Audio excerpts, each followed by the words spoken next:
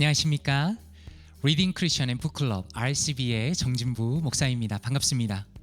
오늘은 코로나 바이러스와 그리스도 존 파이퍼 목사님의 이 책의 한 챕터에 대해서 그 내용을 살펴보고 함께 나누고자 합니다.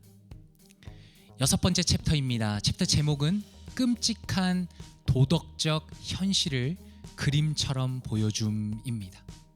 우리의 재난과 코로나 바이러스가 끔찍한 도덕적 현실을 그림처럼 보여준다라는 제목으로 존 파이퍼 목사님이 기록하셨습니다. 그렇다면 그 내용에 대해서 먼저 한번 요약적으로 살펴보기 원합니다. 우리 눈에 보이는 모든 불행은 죄 때문이다라고 설명합니다.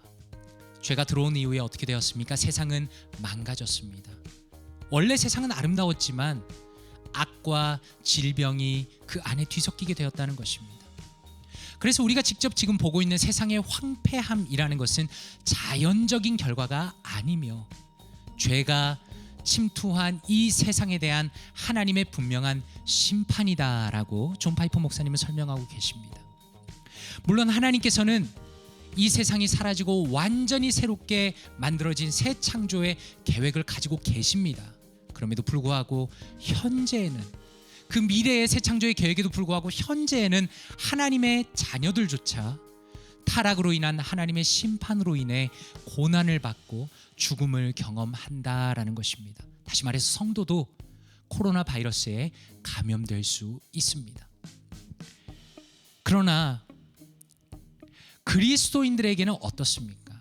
이러한 하나님의 심판에 대한 경험이라는 것이 징벌, 퍼니시먼트가 아니라 정화, 퓨리피케이션을 목적으로 하는 것이다 이렇게 설명합니다. 믿지 않는 자들에게는 온전한 심판이지만 그러나 그리스도 안에 있는 믿는 자들에게는 정화가 목적이다 이렇게 말합니다.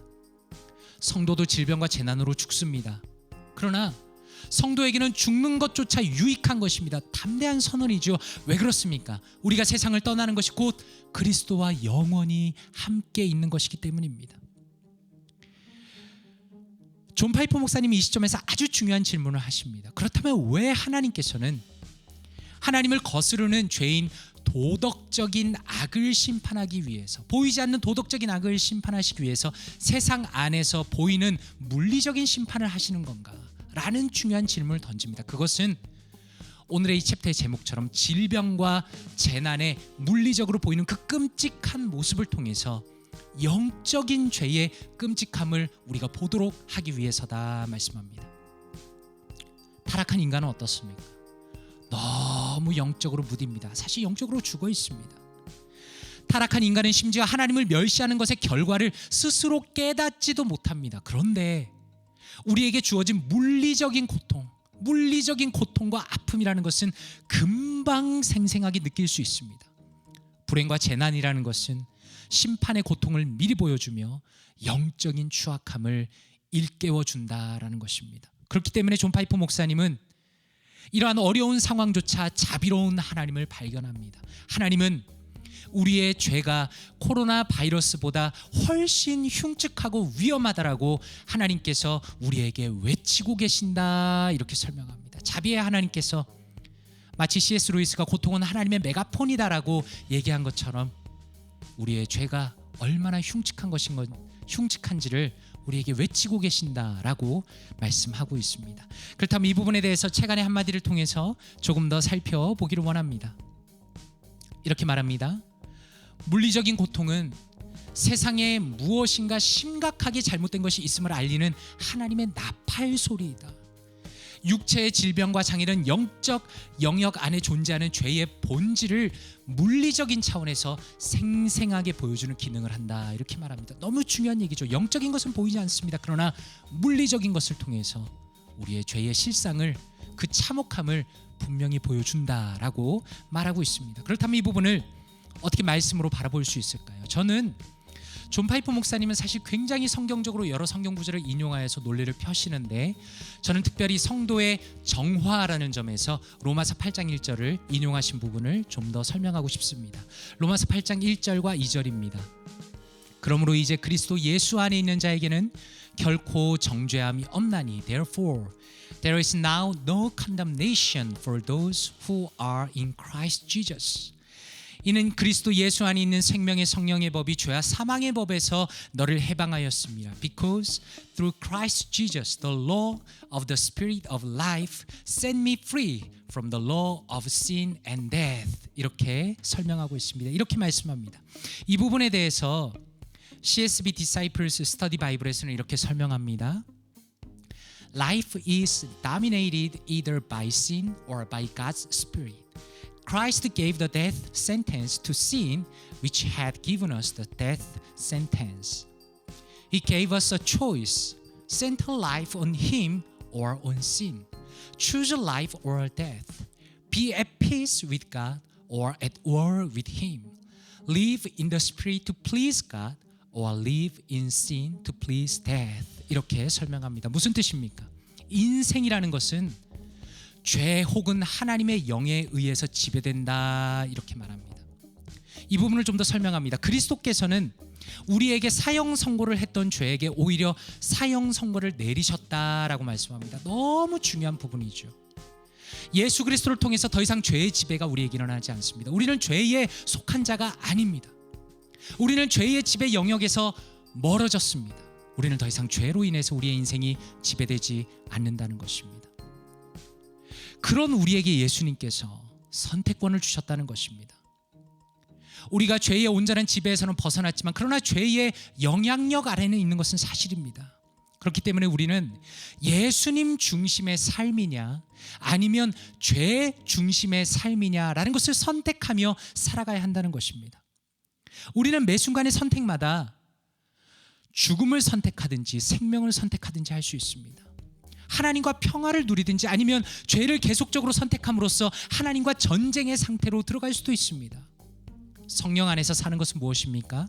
하나님을 기쁘시게 하는 것이며 죄 안에서 사는 것은 사망을 기쁘게 하는 것이다 라고 말합니다. 바로 이 부분에 대해서 RCB의 관점으로 조금 더 구체적으로 설명드리기 원합니다.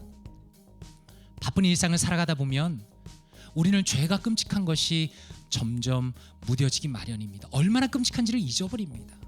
또 세상 사람들의 기준 속에서 살다 보면 섞여 살다 보면 또한 죄가 얼마나 끔찍한 것이 무뎌집니다. 죄가 눈에 보이지 않죠. 그리고 그 결과가 눈에 보이지도 않기 때문입니다. 그래서 누구나 쉽게 죄를 짓습니다. 그리고 하나님이 얼마나 그것을 경노하시는지, 그것을 얼마나 하나님을 분노하게 하는지를 잊어버립니다.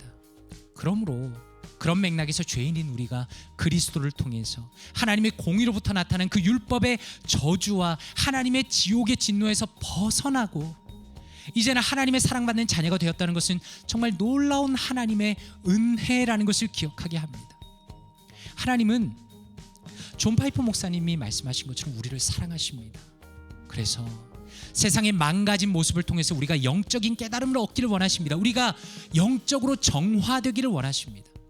무엇이 영적인 정화입니까? 우리에게 심판이 아니라면 무엇이 영적인 정화입니까? 그것은 방금 우리가 로마서 말씀을 통해 본 것처럼 우리가 우리 자신을 정직하게 돌아보면서 우리가 그분 안에 더 적극적으로 거하면서 그분의 말씀에 더 순종하며 따르는 것입니다.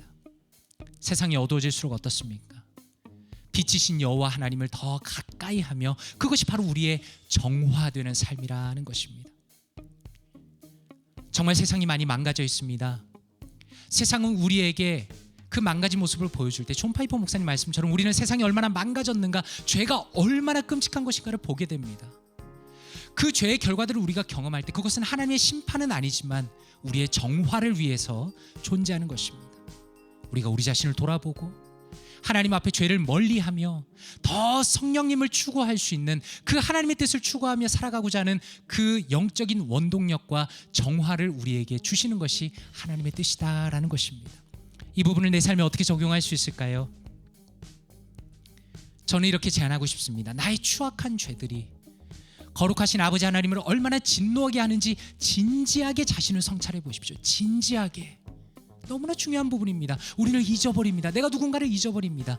자신을 진지하게 하나님 앞에 성찰하십시오. 그리고 하나님 앞에 정직하게 죄를 고백하며 성령님의 인도를 받는 성령 충만한 삶을 살게 해달라고 기도하십시오. 하나님의 도우심으로 살아야 합니다. 우리는 우리 능력으로 살 수 없습니다.